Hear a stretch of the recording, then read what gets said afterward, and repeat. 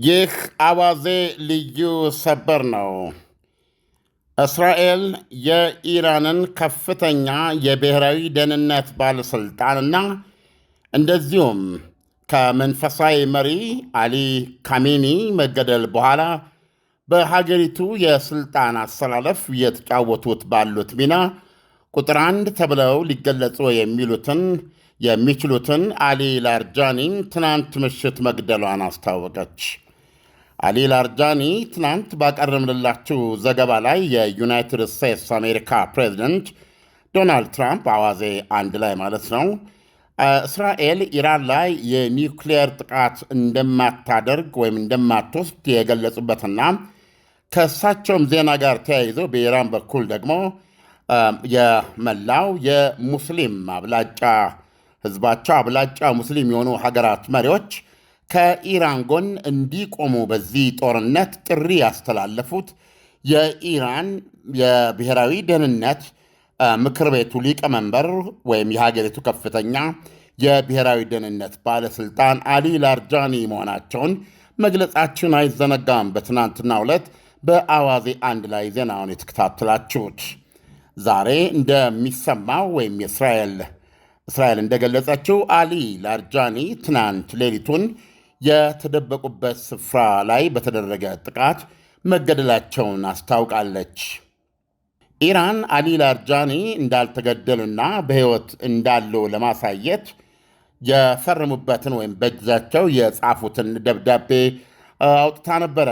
ደብዳቤው መልእክቱ ደግሞ ባለፈው ህንድ አገር ሄዳ የወዳጅነት ልምምድ አድርጋ በመመለስ ላይ ሳለች በአሜሪካ ሰርጓጅ መርከብ ተመታም የሰመጠችው የኢራን ሰራሽ የጦር መርከብ ላይ ያለቁ ባህረተኞች የቀብር ስነ ስርዓት በተፈጸመበት ወቅት የጻፉት መልእክት ኮፒ ነበረ።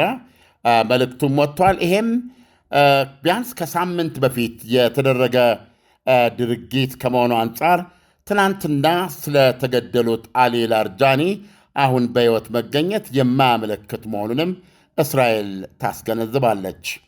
አሊ ላርጃኒ በአሁኑ ሰዓት በሀገረ ኢራን ቁጥር አንድ ከፍተኛ ባለሥልጣን ሆነው በመንቀሳቀስ ላይ የሚገኙ ነበሩ። የእስራኤሉ መከላከያ ሚኒስትር እስራኤል ቃጽ በሰጡት መግለጫ እሱም እንደ አሊ ካሜኒ ወደ ጥልቁ የሲኦል ጉድጓድ ሄዷል ብለዋል። በለቡ መብራት ዲፕሎማሲ ሰፈር ለመኖሪያ ሆነ ለኢንቨስትመንት የሚሆኑ ቪአይፒ ፊት ለፊት የሚያዩ ቤቶችም ተለቀቁ። ከዚህ በፊት በድርጅቱ ተይዘው የነበረው ዝቅተኛ ፍሎሮችም ለሽያጭ ቀርበዋል። ከ6 ወር ጀምሮ የሚረከቧቸው ከ5% ቅድመ ክፍያ ማለትም ከ320 ሺህ ብር ጀምሮ የቤት ባለቤት መሆን ይችላሉ። ከስቱዲዮ 57 ካሬ እስከ ባለ 5 መኝታ ፔንትሃውስም አዘጋጅተናል። 60% የባንክ አማራጭ በ25 ዓመት እየኖሩ የሚከፍሉት ሲሆኑ አሊያም ከፍ አድርገው ለሚከፍሉ ደንበኞቻችን ማለትም ከ15% እስከ 100% ለየት ያለ እውነተኛ ቅናሽ አዘጋጅተናል። በቡድን ሆነው ለሚገዙ ማለትም 3 እና ከዛ በላይ ልዩ ዕጣና ተጨማሪ ቅናሽም ተዘጋጅቷል። ይህ ዕድል የተዘጋጀው ቀድሞ ለተመዘገቡ ዕድለኞች ብቻ ነው። ይህን ወርቃማ ዕድል ለመጠቀም በ0911 78283 አሊያም በ0994 857686 ላይ ፈጥነው ቀጠሮ የያዙ። ዳንኤል፣ በጭራሽ እንደነገርኩ የዚህ ጦርነት መቀጠል በመሸናነፍ ላይ የተመረኮዘ ሆኗል። አሁን ከዚህ ዜና ጋር አብረን እንዳየነው የመንፈሳዊ መሪውን በመተካት የተመረጡት ልጃቸው ወይም ሶስተኛው የኢራን መንፈሳዊ መሪ የአያቶላ አሊ ካሜኒ ልጅ እሳቸው የቀረበላቸውን የተኩስ አቁም ስምምነት እንዳልተቀበሉና ጦርነቱ ማብቃት የሚኖረው ወይም የሚችለው አሜሪካና እስራኤል መንበርከካቸውን ካረጋገጥን በኋላ ነው የሚል የጸና አቋም የወሰዱ መሆናቸውንም እያነበብን ነው ያለ ነው። ስለዚህ ይህ ጦርነት እንግዲህ በቀጠለ ቁጥር ዋነኛው የጦርነቱን አሸናፊ የሚወስነው ጊዜ ነው። ኢራን በዚህ በኩል የነዳጅ ዋጋ እየናረ ዓለም አቀፋዊ ቀውሱን የሚያፋፍምበትን ሁኔታ ለመፍጠርና እስከዛ ባለ ኃይሏ ለመድረስ ነው የምትዋጋው። በሌላ በኩል ደግሞ ዶናልድ ትራምፕ ይህ የተፈራው ቀውስ የበለጠ ጨምሮ መንግስታቸውን ኑሮ ርካሽ አደርጋለሁ፣ እነ ባይደን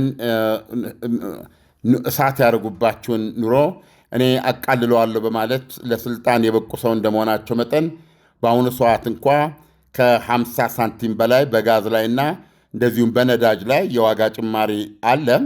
የነዳጅ ዋጋ አሁን ከመቶ ዝቅ ማለት አልቻለም።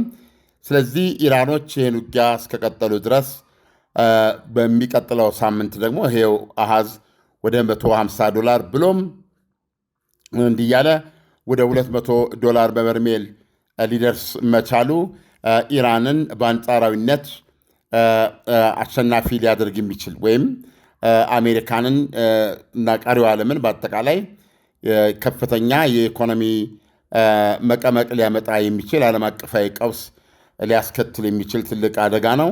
ይህንን ለማስቀረት ነው እንግዲህ በአሁኑ ሰዓት ከጎን የነዳጅ ጫኝ መርከቦችን የሆነ ጥምረት ተፈጥሮ እነ ቻይናም እነ እንግሊዝ፣ ፈረንሳይ፣ አውሮፓውያኖቹ ባሉበት አሜሪካም ተጨምራ የነዳጅ መርከቦችን የማጀብ እንቅስቃሴ እንዲፈጠር ዶናልድ ትራምፕ ጥሪ እያደረጉ የሚገኙት።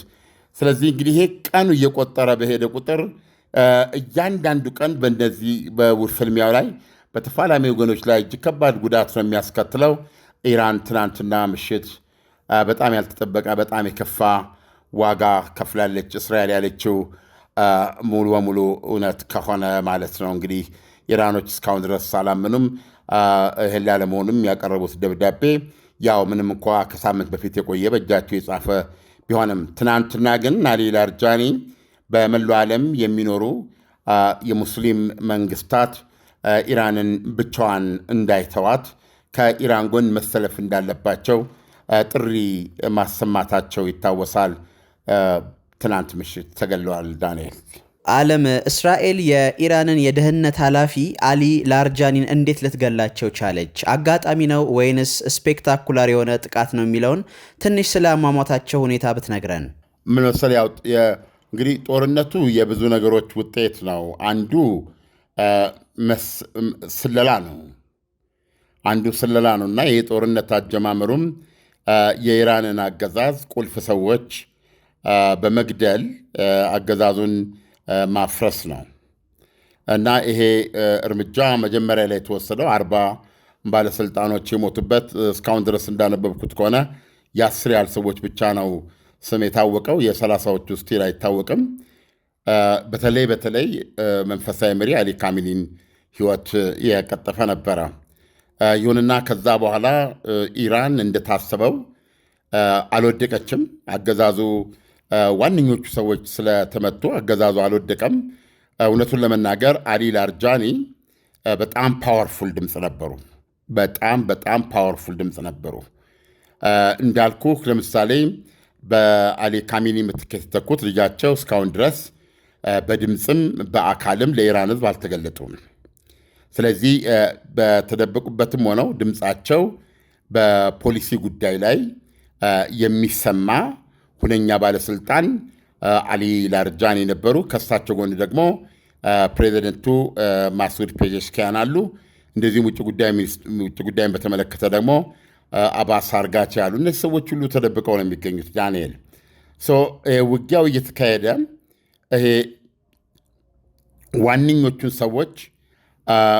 ዋነኞቹን ሰዎች በመግደል አገዛዙ አመራርና ቁጥጥር አጥቶ እንዲፈራረስና በዚህ አጋጣሚ ደግሞ ተቃዋሚዎች ስልጣኑን እንዲረከቡ የማመቻቸት ጦርነትም ነው እና ከዚህ አንጻር የአሊ ላርጃኒ የት ነው ያሉት? የት ሆነው ነው ይሄን መልእክት የሚያስተላልፉት? በህቡ ሆነው ትግሉን ለመምራት የቻሉት የት ሆነው ነው የሚለው ያላቋረጠ የሰውም የኤሌክትሮኒክስም ስለላ የሚካሄድበት ነው።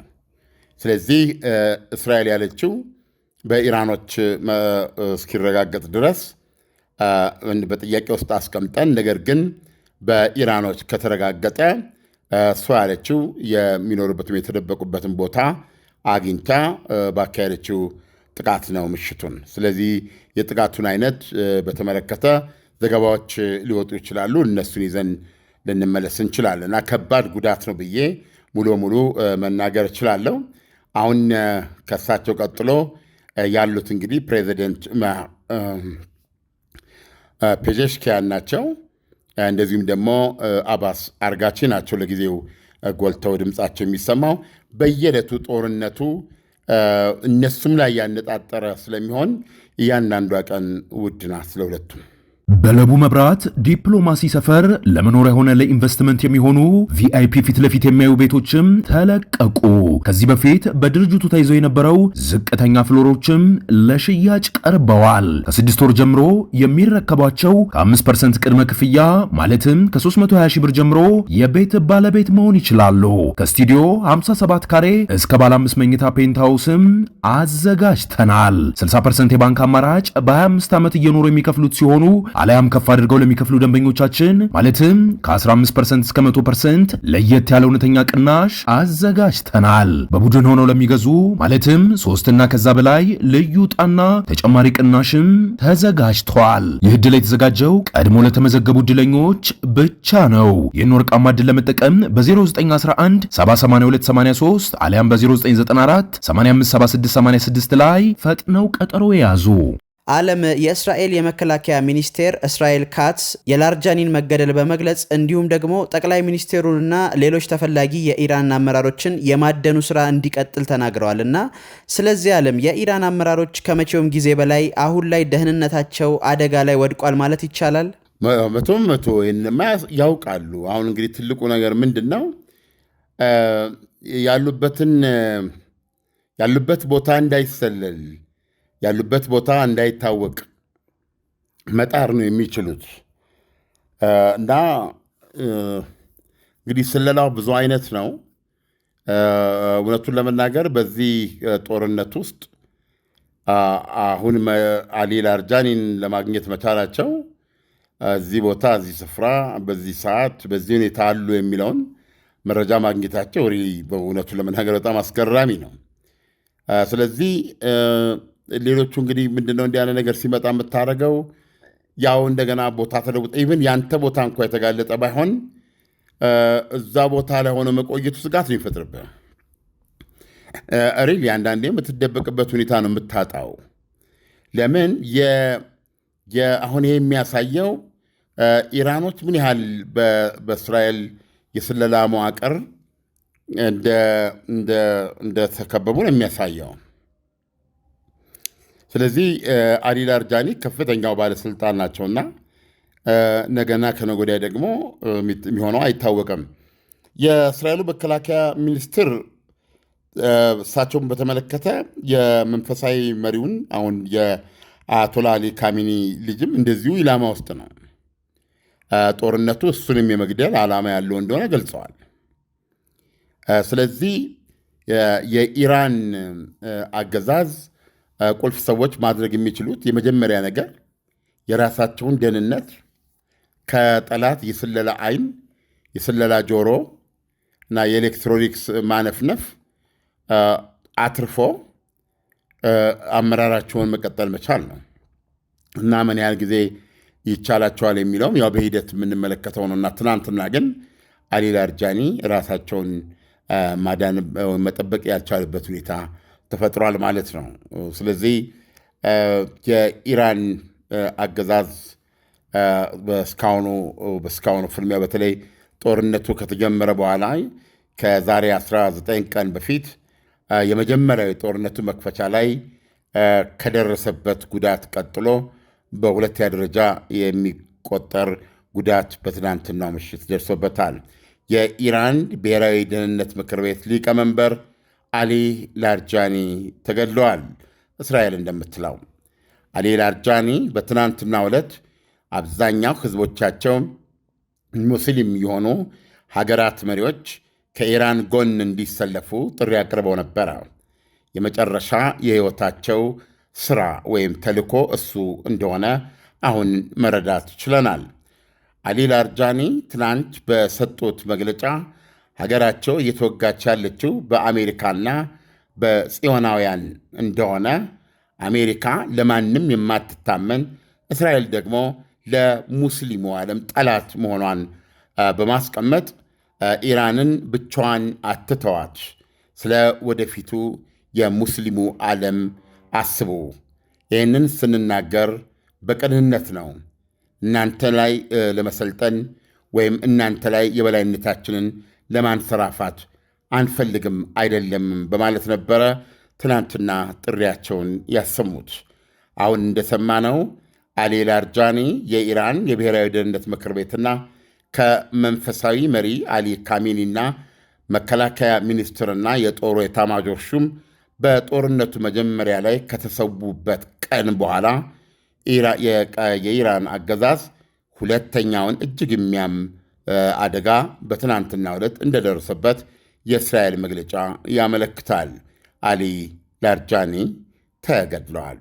ዓለም የኢራን የደህንነት ኃላፊ መገደላቸው ጦርነቱ ላይ የሚፈጥረው ተግዳሮት ምን ሊሆን ይችላል? በቀጣይስ ከኢራን የበቀል እርምጃ ሊኖር ይችላል የሚለውን አያይዘህ ብትነግረን። የኢራን የበቀል እርምጃ ሁሌም አለ፣ ያላቋረጠ ጥረት ነው። የመሳካት ያለመሳካት ጉዳይ ነው። የኢራን እስላማዊ አብዮታዊ ዘብ ኮር በአሁኑ ሰዓት ሚሳይሎችን በመተኮስ ዋልቦችን በመተኮስ እንደገና ደግሞ የሆርሙዝ ሰርጥን አንቆ በመያዝ ተጋድሎ በማድረግ ላይ የሚገኝ ኃይል ነው እና ይህ ኃይል የእስራኤሉን ጠቅላይ ሚኒስትር ቤንያሚን ኔታንያሁን ለመግደል የማያደርገው ጥረት እንደሌለ አስታውቋል እና ይህንን ጠቅላይ ሚኒስትሩን አድኖ የመግደል ተልኮው የበቀል እርምጃው አካል እንደሆነ አስታውቋል። እንግዲህ የሚሳይሎች ከሚነጣጠሩባቸው ነገሮች አንዱ የእስራኤል አመራር ነው። ወታደራዊ የሲቪል አመራር አለ። እንደዚሁም ወታደራዊ ተቋማት፣ የስለላ ተቋማት፣ የአየር ማረፊያዎች የመሳሰሉት ናቸው። ስለዚህ በይፋ የእስላሚክ ዘብ ኮሩ ጠቅላይ ሚኒስትር ቤንያሚን ኔታንያሁን መግደል ዓላማውና ተልኮ መሆኑን አስገንዝበዋል ማለት ነው። ነገር ግን ከውጤት አንጻር ያው በሂደት የምንመለከተው ይሆናል። ከዚህ ቀደም በተመሳሳይ የኢራን ሚሳኤል ጠቅላይ ሚኒስትር ቤንያሚን ኔታንያሁ ተገድለዋል የሚል አሉባልታ በከፍተኛ ደረጃ የተሰራጨ መሆኑ ይታወሳል። በተለይ በዚህ አርቲፊሻል ኢንቴሊጀንስ በመጠቀም በመጨረሻ ላይ ግን ጠቅላይ ሚኒስትሩ እሁድ ለታ የኢየሩሳሌም መዳረሻ ቦታዎች በአንድ ካፌ ውስጥ በመሆን ቡና አዘው እና በዛ አጋጣሚ እንዲተባለው ነገር አሉባልታ መሆኑን በሕይወት መኖራቸውን አሳይቷል። እንግዲህ ይህም ቢሆን እስላማዊ ዘብ ኮሩ ኔታንያሁን ማደን እንደሚቀጥል መግለጹ አይዘነጋም እና የበቀል ቁጥር 1 ኢላማ ናቸው። ዓለም የኢራን አመራሮች የመገደል ሁኔታ እየጨመረ የሚመጣ ከሆነ ኢራን ጦርነቱን እንድታቆም ሊያደርጋት ይችላል ወይንስ በእልህና በቁጣ ይበልጥ ኃይሏን አሰባስባ እንድትዋጋ ነው የሚያደርጋት የሚለውን ብትነግረን።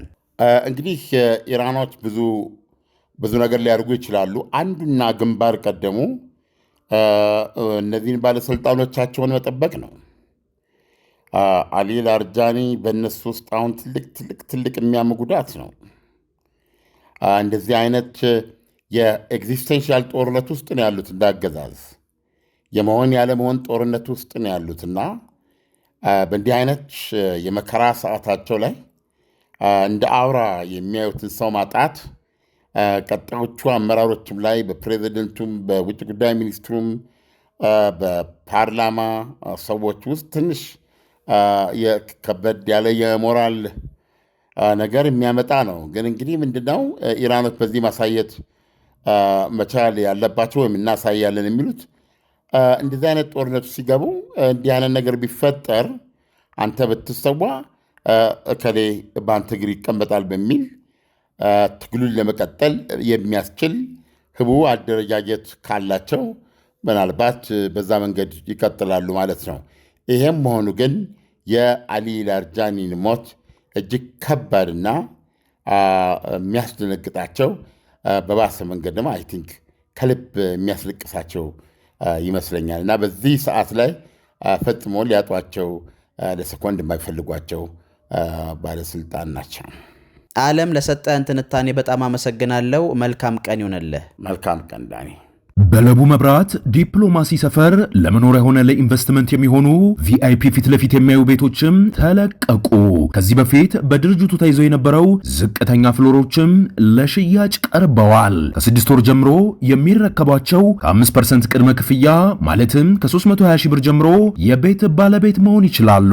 ከስቱዲዮ 57 ካሬ እስከ ባለ 5 መኝታ ፔንታውስም አዘጋጅተናል። 60% የባንክ አማራጭ በ25 ዓመት እየኖሩ የሚከፍሉት ሲሆኑ አለያም ከፍ አድርገው ለሚከፍሉ ደንበኞቻችን ማለትም ከ15% እስከ 100% ለየት ያለ እውነተኛ ቅናሽ አዘጋጅተናል። በቡድን ሆነው ለሚገዙ ማለትም 3 እና ከዛ በላይ ልዩ ዕጣና ተጨማሪ ቅናሽም ተዘጋጅቷል። ይህ ዕድል የተዘጋጀው ቀድሞ ለተመዘገቡ ዕድለኞች ብቻ ነው። ይህን ወርቃማ ዕድል ለመጠቀም በ0911 78283 አለያም በ0994 857686 ላይ ፈጥነው ቀጠሮ የያዙ።